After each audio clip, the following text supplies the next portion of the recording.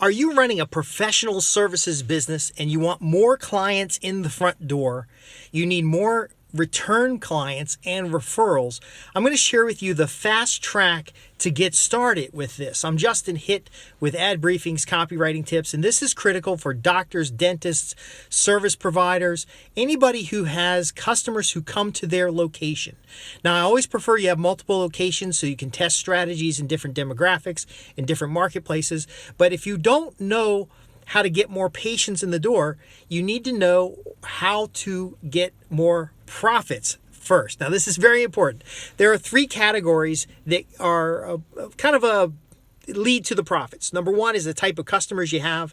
Number two is the types of products and services you have. And finally, the kind of the marketplace, the kind of the connection between the two. So there are certain customers that are more profitable than others, whether it's patients, whether it's customers, whether it's, we're just going to call them clients. If you want more clients in your business, you need to know what clients would be beneficial to have. Now, when I talk to people and I say, well, tell me about your best customer, and they're like, well, we're not really sure. To them, any new people in the door is good. And that's a problem, because if you get more customers in the door and they are not profitable customers, the more customers you get, the more money you lose.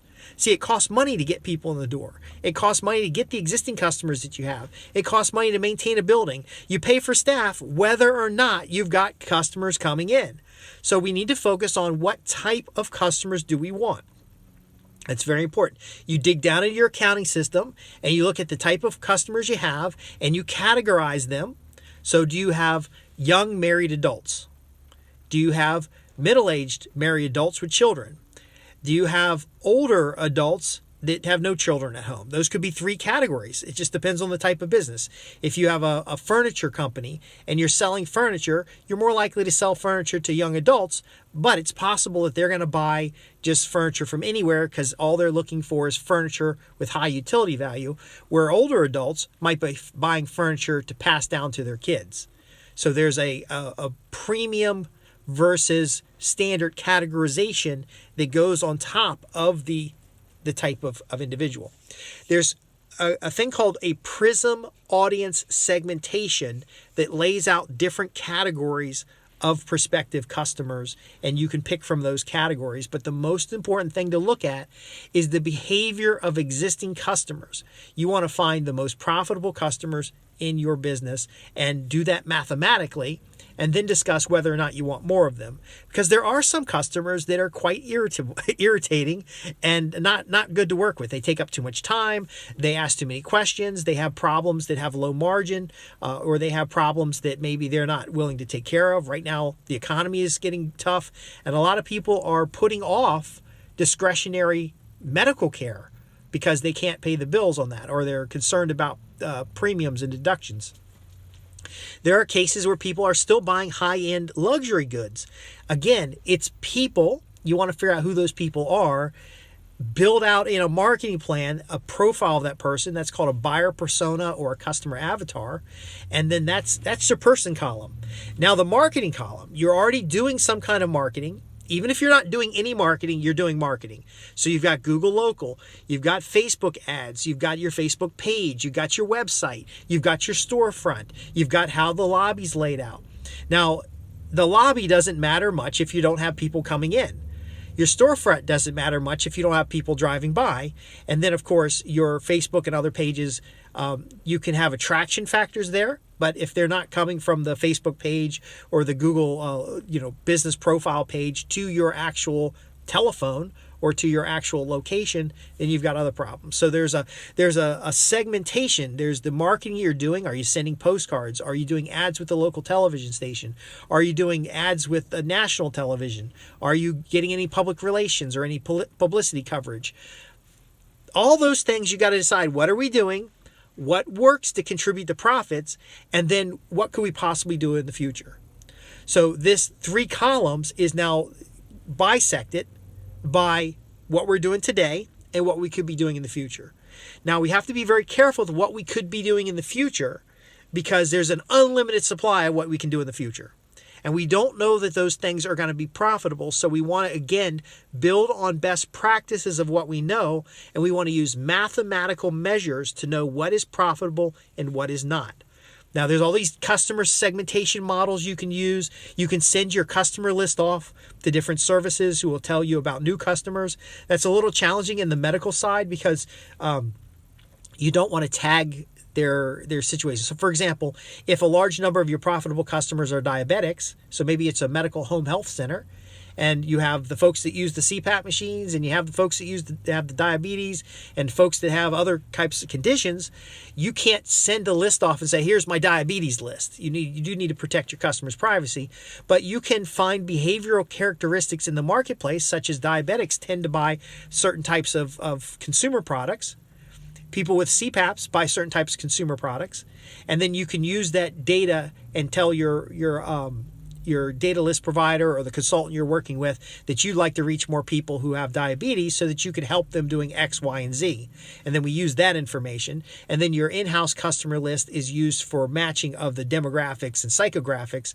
And we do that in a more general perspective. We're not sending a list of everybody with diabetes to a list brokerage service because there could be privacy concerns with that.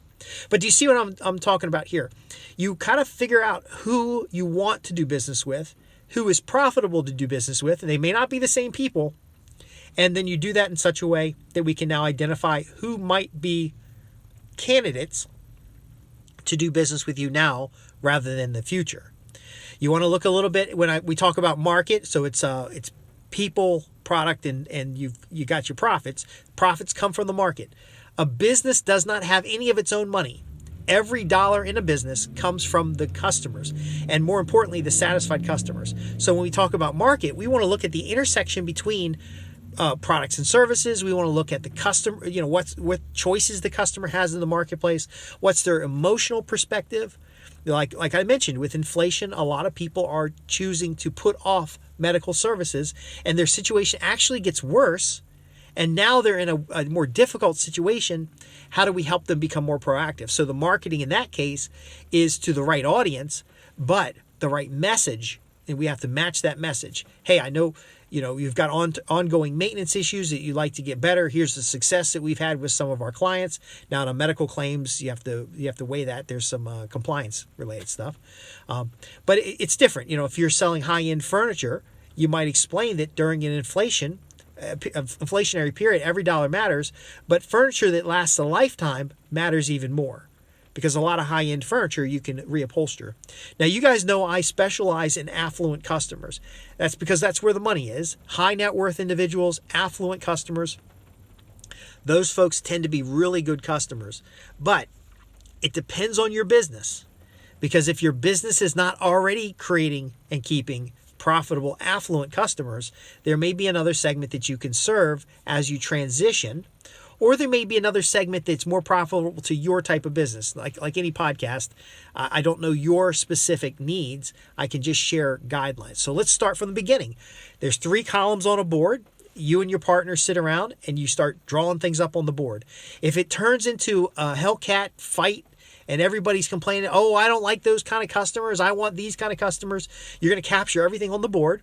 The board has 2 sections, the top and the bottom. The top is what you're doing. The bottom is what you could be doing.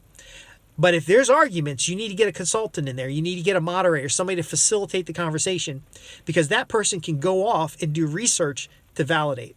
So I did a research study for one of my clients a few days ago where we looked at not only who buys their product and service, but we looked at the language usage and whether that language was contextually aligned with that particular audience.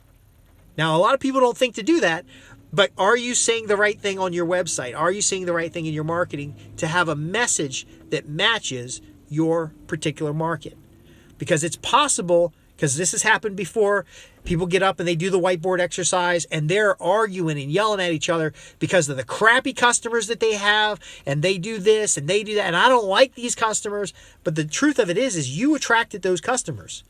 So if you've got a bunch of garbage customers, something is not right in the messaging. Something's not right in where you're marketing. Something's not right in the approach of the marketing. And that's okay. Knowing that, we can fix it. But if you don't know that because you haven't done a profitable customer analysis and actually done the math to see what categories of customers, you don't need to worry about the specific customer, but the category of customer, what is the profitability for each category of customer, then you can start focusing where the money's coming from. Now, money's not the only thing. If you have a category of customers that's not quite profitable today, but they have really good results and they're referring people. So are you tracking referrals, for example? So how do you know that they're referring people? Well, you got to track the referrals. You got to track it in a onboarding survey, on a new patient list, and then you got to go crunch the numbers. That's not the best thing for you to be doing as a high income professional or a subject matter expert. Very often you're going to get a consultant like myself to take care of that for you. Somebody's going to compile it. They're going to go test it. They're going to make sure it's statistically accurate. Then you can make decisions. But again, 3 columns on a board. You're going to have the products that you offer, the people you serve, and then the marketplace. Okay? The marketplace is the source of the profits. The evidence of the origination is called attribution. So you're going to attribute percentages of your profit to what products you're offering and what people. The overlap, the Venn diagram of the two products and services informed by the profit of the business, it is more complex than just sitting down and throwing a new ad out. That's going to inform you about what's working and what's not, and then we start developing best practices. Now, if it turns out that the customer that is most profitable for your business is not a customer you want to serve, which can happen, especially in a high-touch business, you might have a certain type of customer that's extremely profitable, but they're not fun to be around, they don't pay on time. It's hard to be profitable and not pay on time, but when you look at the cash flow, so if you're a cash-only business, then you got the money up front. But if you're a on payments or terms business, you're going to get the money over time. That time value of money matters. So there's a little finance math there. But my point being is what you discover based on what you're doing today is informative to what you might do tomorrow. Don't invest in equipment. Don't change anything. Don't do anything until you know the measures are accurate. And that's going to take a couple weeks. It doesn't take a long time to do that. First off, is your bookkeeping accurate? I've had people do this exercise and then find out people are embezzling from the company and they don't need to grow the company. They need to stop the leaks.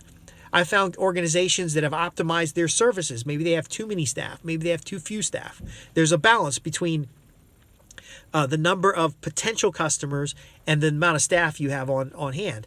The staff you have on hand, you're paying for whether you have customers or not. So you almost want to have more customers than you have staff. Now there's going to be, it's going to go back and forth, but you want to make sure you have ways to consistently bring customers in your organization. So you're going to be looking for those customers that you can send out a flyer. You can send out a postcard. You can auto-target them on a ad platform. You can, for example, retarget them from your website. A house list is very important. All your existing customers. Is there a service that you could provide a postcard to your existing customers, or a prospect newsletter to your existing customers, or an ad campaign to your existing customers that would bring on new customers? And an example there is like a each one bring one type campaign, or we've done such a great job helping you. Here's a coupon you can give to your neighbor or anybody you know that has similar challenges. We'd love to take care of them as well. You'll see dentists do that a lot. You'll see there's a lot of opportunities. But again, it's 3 columns split in half. Any of the potential things you could do in the future go on the bottom, because for each of those potential things, we now have to do an opportunity assessment. Because you know your baseline product per customer segment, you know your cost per lead, cost per sale, which marketing activities are generating customers, and then the combination of the two informs you about what is most likely to continue to increase the profits. And so just improving the front end. I know people say, I just love to get more patients. I'd love to get more customers coming in the door. That's a symptom of an underlying challenge that you're facing. And the underlying challenge is easy to address, but it takes a heart-to-heart. Because if you start asking questions, so if I ask you, what is your monthly marketing budget? And you say, I don't know. We really don't have one. That's a problem. Because the goal of your monthly marketing budget is to turn that money over So you spend $10,000 a month on marketing, that's not necessarily $120,000 a year. If you're spending $120,000 a year and you're not turning over those original dollars, then there's a problem there. Customer lifetime value, for example. I say, which are your most profitable customers by lifetime value? Sometimes people don't know. That's another thing that has to get fixed. Now, drawing this chart up, if it turns into a horror session and everybody's yelling at each other or there's a lot of unknowns, make a list of those questions because that's where you want to start. So again, it's a complex approach. It's an analysis approach, but here's the gold mine you're going to get. You're going to have a specific picture of your ideal customer. So now all your marketing, all your advertising is going to speak to a specific person, and they will respond because that's based on a real character. That person is going to see themselves doing business with you. They're going to understand your benefit. The message is going to match with the market. You're going to end up with some clear products and services that both you can do now, but products you can do in the future that you can start surveying customers before you put in an investment and then kind of get an idea of what you need as far as the products and services, the expansion of the market base. Very often, you don't need to expand your own business. You can buy into another business.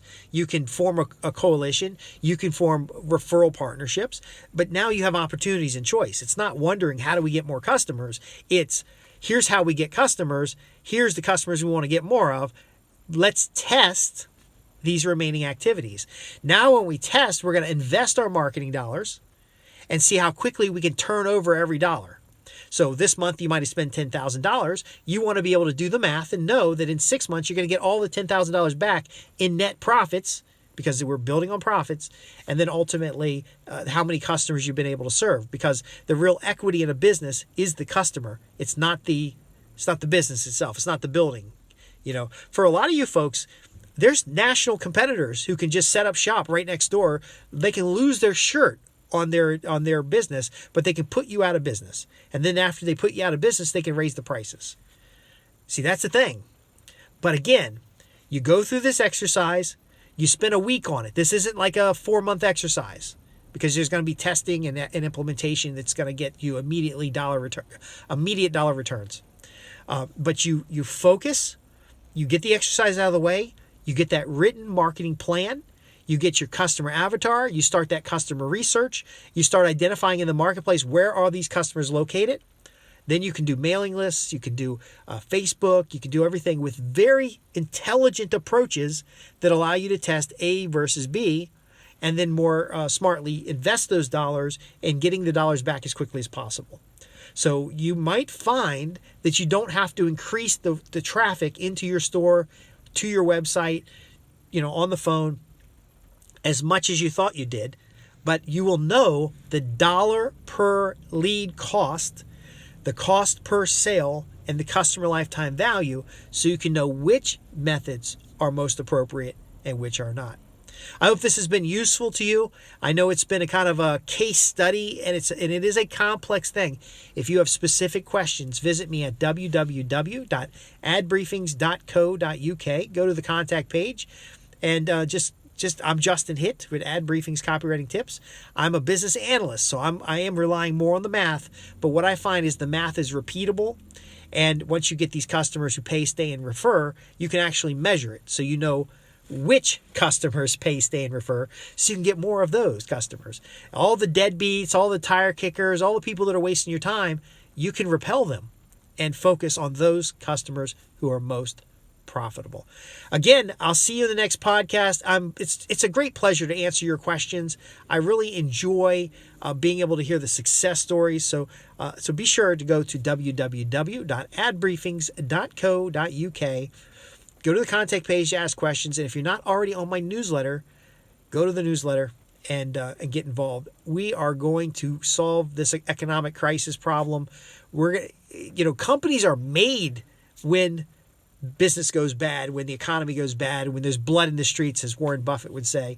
And they do it with this type of strategy, not some whim, not some throwing stuff up on the wall and hoping it works. These are $1 million insights that I hope you're using and I hope you're profiting from. And if you need some help with it, that's what we do here. Again, thanks for watching, and I'll see you in the next podcast.